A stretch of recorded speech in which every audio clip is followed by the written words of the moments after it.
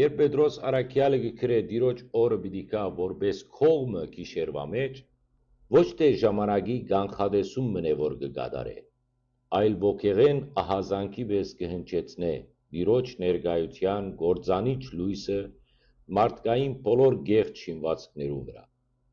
Այս բաժինը ոչ միայն աբակայի դեպք մնե, այլ մշտական հոգևոր ճշմարտություն։ Դիրոջ ներկայությունը բարբերաբար մուտք կգործե աշխարհ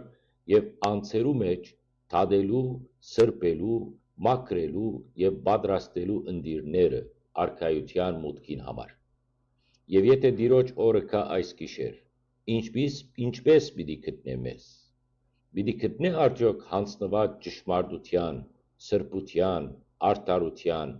թե սերտաճած աշխարհի փդած կուրքերեն ներս։ Եկեղեցին միշտ ալ եղած է դիրոջ լույսի պահակը,